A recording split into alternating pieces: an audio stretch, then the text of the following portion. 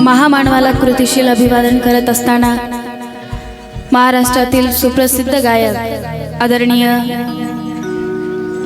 सूरज दादा अतिश यांनी अतिशय सुंदर सुंदर रचना आपल्या समोर सादर केलेल्या आहेत आणि मी सुद्धा आपल्या समोर सादर करण्याचा प्रयत्न करणार आहे। आणि प्रथमतः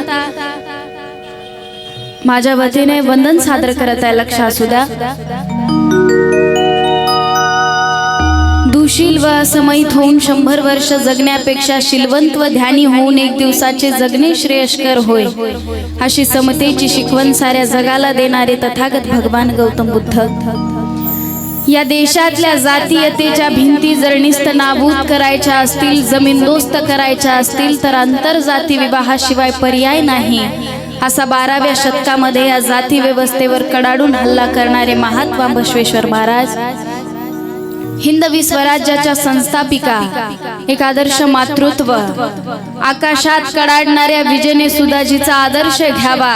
अशा त्या राजमाता राष्ट्रमाता माँसाहेब जिजाऊ, हिंदवी स्वराज्याचे संस्थापक, एक आदर्श पुत्र, लोक कल्याणकारी प्रशासक, हिकमती लढवय्या, सज्जनांचा कैवारी, दुर्जनांचा कर्दनकाळ, या नव्या युगाचा निर्माता छत्रपती शिवाजी महाराज, आपल्या राज्यामध्ये आरक्षणाचे, निरक्षणाचे आणि संरक्षणाचे धडे देणारे राजा अधिकृषी असे ते राजर्षी छत्रपती शाहू महाराज, आम्हा स्त्रियांचे आराध्य दैवत, ज्यांनी स्त्री शिक्षणासाठी वर्णवादाला झुगारून स्त्री शिक्षणाच्या बंडाचा झेंडा हाती घेतला, असे ते सत्यशोधक महात्मा ज्योतिराव फुले, ज्यांनी दीन दलितांच्या मनामध्ये अस्मितेची ज्योत निर्माण करून स्वाभिमानी आणि स्वावलंबनाचा संघटितपणे संघर्ष करून तुम्हा आम्हा जीवन जगण्याचा मूल मंत्र दिला। गुलामाला गुलामीची जाणीव करून दिल्याशिवाय तो बंड करून उठणार नाही, अशी गुलामगिरी विरुद्ध आरोळी फोडणारे,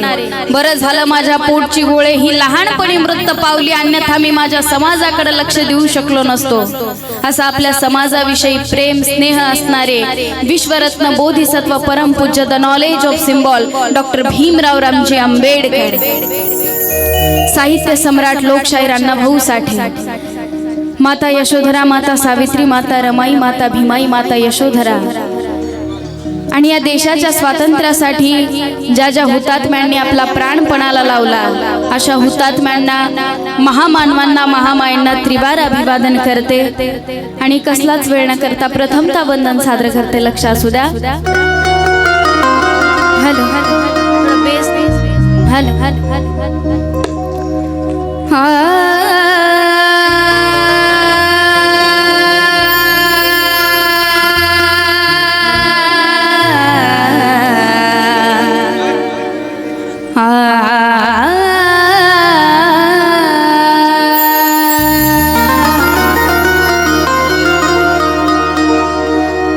माझ्या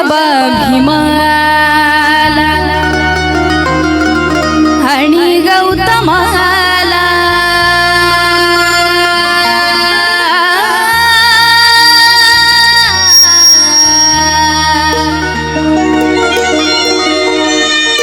माझ्या भीमाला आणि गौतमाला, माझ्या भीमाला आणि गौतमाला, माझ्या भीमाला आणि गौतमाला,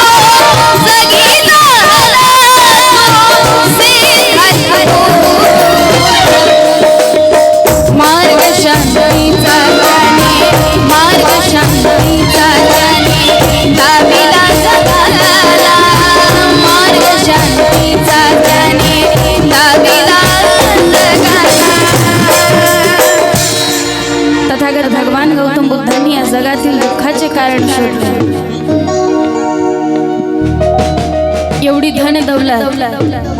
त्याग केला, त्या सर्वच गोष्टीचा, सर्व सुखाचा त्याग केला। कारण बिना कारण कोई किसी के विरुद्ध नहीं होता, बिना कारण कोई किसी के विरुद्ध नहीं होता,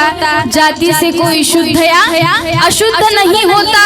कुछ तो कमी आई होगी उस धर्म ग्रंथ में, वरना महलों का राजा गौतम बुद्ध ना होता, गौतम बुद्ध ना होता। म्हणून